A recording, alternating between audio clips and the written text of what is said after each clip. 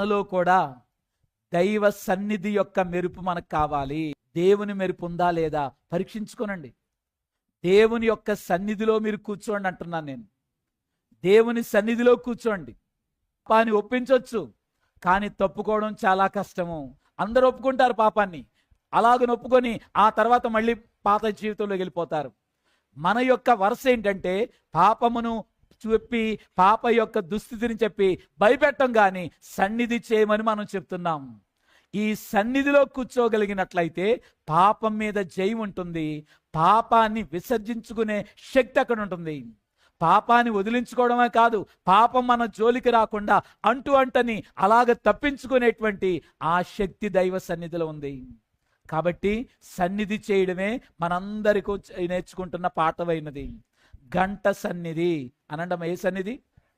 గనక ఈ సన్నిధే నీ పాపాలను ఒప్పించేదై ఉన్నది. ఈ సన్నిధే నిన్ను పాపము నుండి విసర్జింపచేసేదై ఉన్నది. ఆ పాపముల మీద విరక్తి కలిగించేది కూడా సన్నిధి అయి ఉన్నది. కాబట్టమ్మా, సన్నిధి చేయడం ప్రారంభిస్తే ప్రతిరోజు దేవుని యొక్క మెరుపులో నువ్వు నిలబడతావు. అంటేనమ్మా, ప్రతిరోజు సన్నిధిలో కూర్చుంటే యేసయ్య యొక్క మెరుపు నీ అంతరంగములో ప్రకాశించేదయ్యున్నది. ఆ మెరుపు నీలో ఉన్నటువంటి పాప జీవితాన్ని, నీలో ఉన్న పాప రాసులను, నీలో ఉన్న దుస్థితిని, నీలో ఉన్న నైజాన్ని పడగొట్టగలిగినది ప్రభు యొక్క మెరుపై ఉన్నది. ఆ సన్నిధి మెరుపై ఉన్నది.